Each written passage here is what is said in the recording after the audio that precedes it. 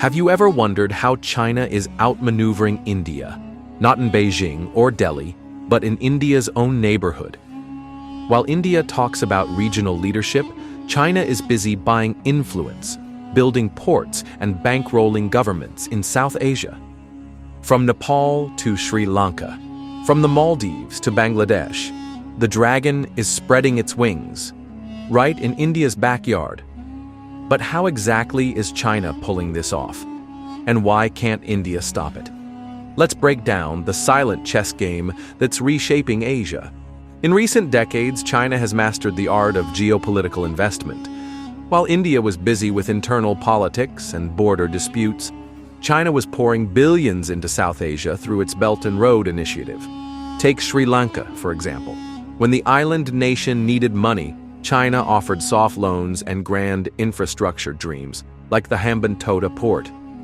But when Sri Lanka failed to repay, China took control of the port on a 99-year lease. This is what many now call debt trap diplomacy.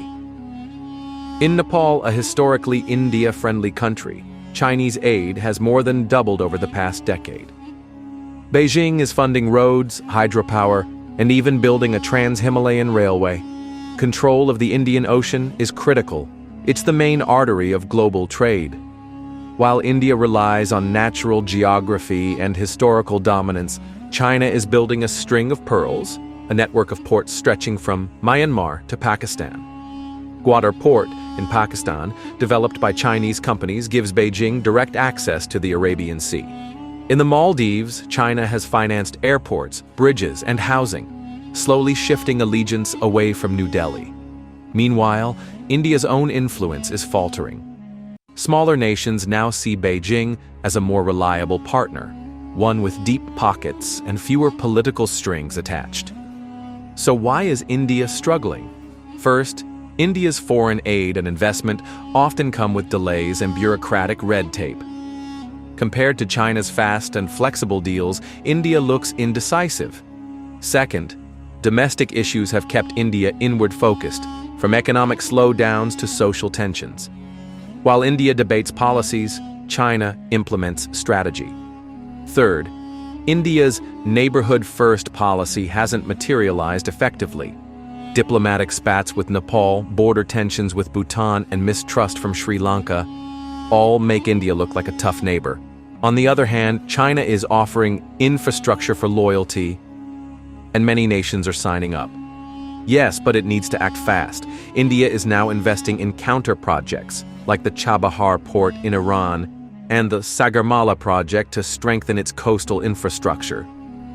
The Quad Alliance, involving the US, Japan, and Australia, is another move to balance China's rise. India is also increasing military partnerships with the Maldives, Seychelles, and Mauritius. But winning back influence isn't just about defense or diplomacy, it's about trust. India must become a reliable partner again, not just a reactive one. So, as China expands quietly through investment diplomacy, India is waking up to a new reality. One where power isn't just measured in missiles or soldiers, but in roads, ports, and loans. The question is no longer if China is winning influence, it's how long before India catches up.